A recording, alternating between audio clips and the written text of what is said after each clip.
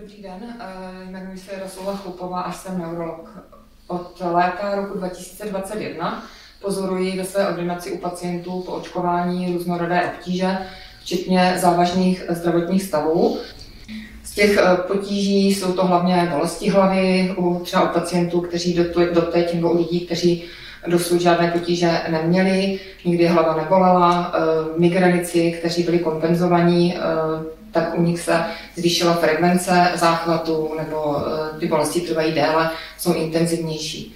Jsou to různé závraťové stavy, poruchy sluchu, poruchy zraku, poruchy spánku, poruchy paměti, různé takové zvláštní stavy slabostí, potom očkování hlavně po druhé, po případě třetí dávce, prostě se jim ten život změnil. Tito pacienti během půl roku navštívili spoustu specialistů a v podstatě se nic nezjistilo.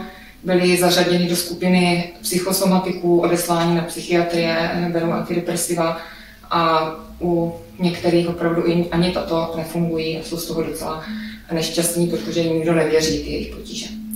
3, 4, někdy týden po očkováních se u nich rozvinula slabost svalů, nebyli schopni chůze.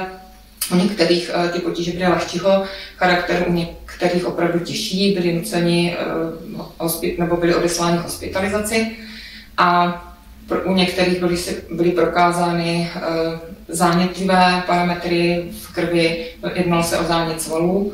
Tito pacienti skončili potom na revmatologii s kortikoidy, s imunosupresivy. V těch propouštěcích zprávách není ani zmínka o tom, že ti pacienti byli očkováni. Pokud oni se na to dotazovali, tak jim bylo řečeno, že se prostě o to nemají zajímat a že to rozhodně není z té vakcíny.